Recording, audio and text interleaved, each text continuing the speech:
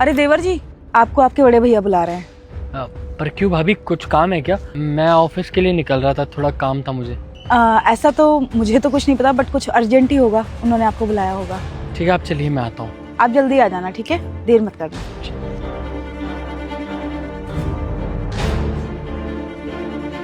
कहाँ चल दिए?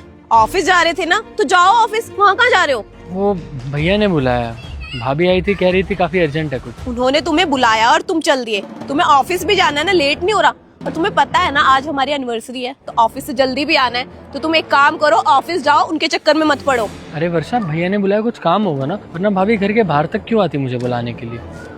बस 5 मिनट लगेंगे। अरे उन्हें कोई काम वाम नहीं है, उनको ना आदत हो गई है राजा की तरह बैठ के खाने की। उन्होंने हमें नौकर समझ रखा है, इसलिए तुम्हें हमेशा काम के लिए बोलते रहते हैं। तुम ऑफिस जाओ जल्दी, और जल्दी आना शाम को। तुम्हें ना उनकी चिंता करने की बिल्कुल भी जरूरत नहीं है। मैं कुछ भी बोल के टाल दूंगी, तुम ऑफिस जाओ। वर्षा, ऐसे नहीं होता है ना, बड़ों की बात नहीं टाली जाती है। एक बार सुन लेता हूँ क्या कह रहे हैं, क्या पता कुछ काम की बात हो। 2 मिनट की बात है, मैं आता हूँ। मेरी तो एक नहीं सुनते, इनका ना बस यही लगा रहता है, भैया भाभी भैया भाभी। मैं उनकी बीवी हूँ, मेरी तो सुनते ही नहीं है। बस 24 घंटे उनके चरणों में पड़े रहना है।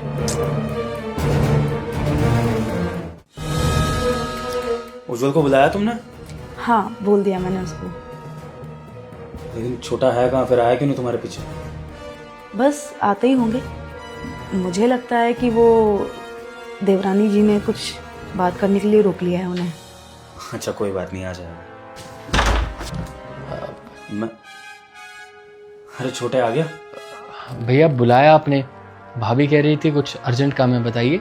देखते हो आज ये दोनों लोग क्या गुलामी करवाते हैं मेरे पति से। हाँ,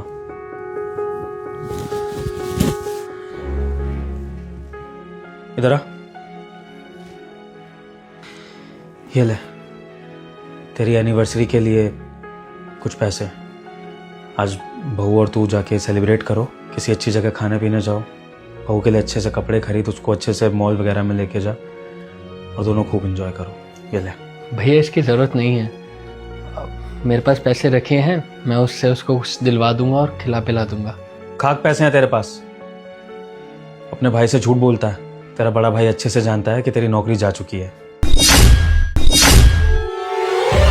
हाँ, और तुझे क्या लगा छोटे, अगर हमारी शादियां हो गई हैं, हमारे घर में बीवियां आ गई, हमारी गृहस्थी बस गई है, तो क्या भाई भाई आपस में एक दूसरे के बारे में नहीं सोचेंगे?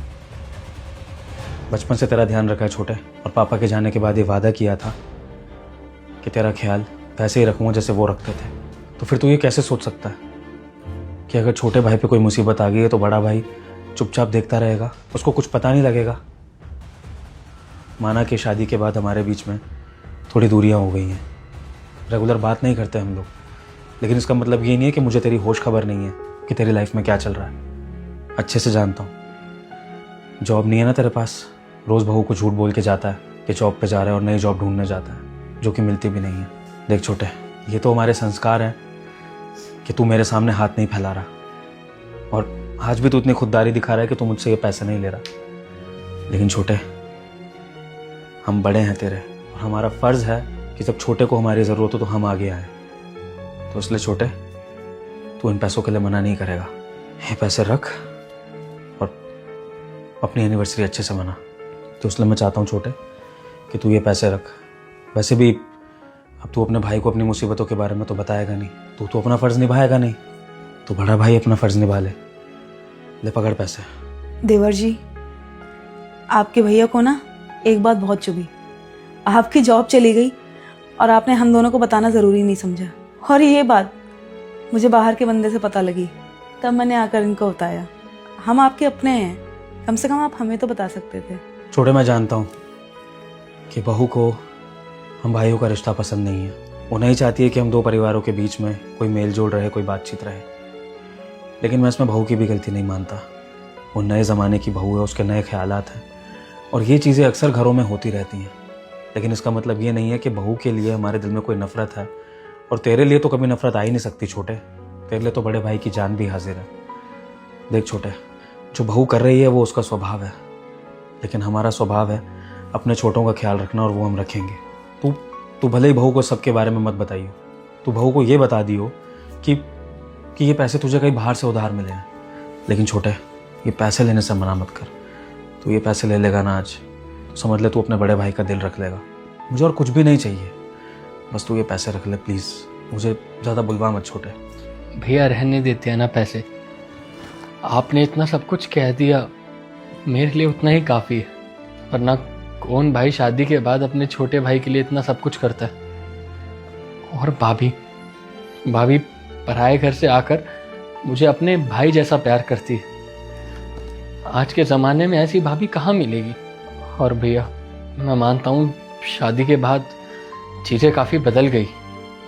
हम पहले की तरह अब बातें नहीं करते हैं, ना हमारा उतना मिलना जुलना होता है।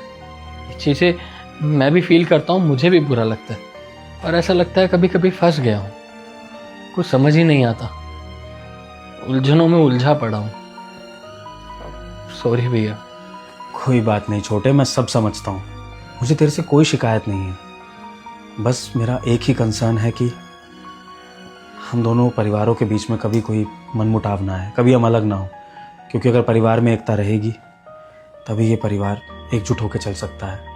और कुछ नहीं तो मुसीबत में तो दूसरे के काम आ सकते हैं ना। चल छोटे, हम बहुत बातें कर ली, ये पैसे रख और आज बहू की सारी ख्वाहिशें पूरी कर। उसका जो मन करे उसे वो दिला और अपनी एनिवर्सरी को एंजॉय करो। तुम दोनों खुश रहोगे ना, तो तुम दोनों को खुश देख के हम दोनों को बहुत खुशी मिलेगी। ले या प्लीज़ रहने। रख लो देवर जी, क्यों नहीं रखोगे? हमारा प्यार है आपके लिए ये। और देवर जी, एक बार तो आप हमारा दिल दुखा चुके हो जॉब के बारे में ना बता के और इतना दुख झेल के। कम से कम ये पैसे ही तो रख लो, उसी से हमें खुशी मिल जाएगी।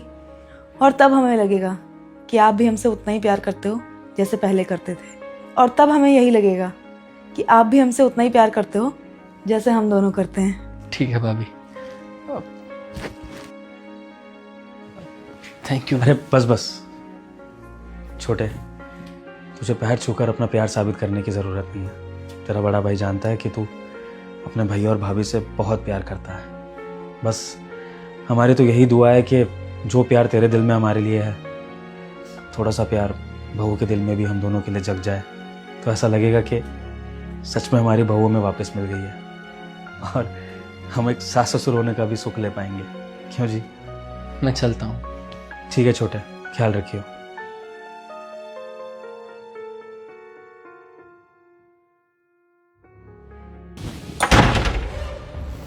सब कुछ सुन तो लिया होगा ना तुमने, जिन भैया भाभी के खिलाफ तुम इतना जहर उगलती हो। आज उन्होंने हमें हमारी एनिवर्सरी सेलिब्रेट करने के लिए पैसे दिए। अब बताओ, अब भी मेरे भैया भाभी तुम्हें बुरे लगते हैं? हाँ उज्जवल, मैंने सब सुन लिया। भैया भाभी हमें कितना प्यार करते हैं और मुझे तो भैया सगी बहन से ज़्यादा प्यार करते हैं। लेकिन एक मैं हूँ, ऐसे देवता समान लोगों के लिए कितना गलत सोचती थी, कितना उल्टा सीधा बोल दिया उनके लिए। आज मुझे बहुत रिग्रेट फील हो रहा है। उज्जवल प्लीज़ मुझे माफ़ कर दो, आइंदा से मैं ऐसी गलती कभी नहीं करूँगी। यही तो मैं हमेशा से तुम्हें समझाना चाहता था, लेकिन एक तुम हो जो अपने मन में कड़वाहट लेकर बैठी हुई हो। मुझे लगता है एक लड़की जब तक ससुराल में बहू बनकर रहेगी तो उसको कोई अपना लगेगा ही नहीं उस ससुराल में। और जब वो बहू एक बेटी बनकर रहना शुरू कर दे ससुराल में, तब उसे सारे अपने लगने लगेंगे। छोटी सी बात है लेकिन गहरी है। होप करता हूँ तुम समझोगी। हाँ, मैं खुद भैया भाभी से जाके माफ़ी मांगूंगी। कोई बात नहीं, छोड़ो ये सब। देखो भैया भाभी ने पैसे दिए हैं और कहा है कि अच्छे से ना एनिवर्सरी सेलिब्रेट करना, और अपनी गाड़ी की चाबी भी दी है। तो एक काम करो, ये पैसे तुम रखो, मैं जल्दी से जाता हूँ, इंटरव्यू देकर आता हूँ नई जॉब के लिए। फिर हम चलते हैं बाहर किसी अच्छी जगह डिनर करने। रखो। हाँ तो मैं चलता हूँ इंटरव्यू के लिए। अच्छा उज्जवल, मैं कह रही थी कि भैया भाभी को साथ ले चलते हैं। बिल्कुल, ये तो पूछने वाली बात ही नहीं है। इवन मैं भी सोच ही रहा था इस बारे में। अच्छा रहेगा, तुम ना खुद बोल देना उनको। मैं चलता हूँ, ठीक है?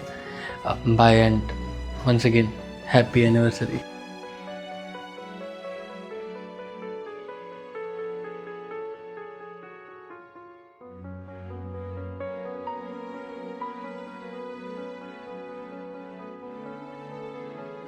दोस्तों, परिवार की बागडोर बड़ों के हाथ में होती है, तो इसलिए अगर छोटे राह भटक जाएं तो बड़ों का सही फर्ज है छोटों को सही राह पर लाना।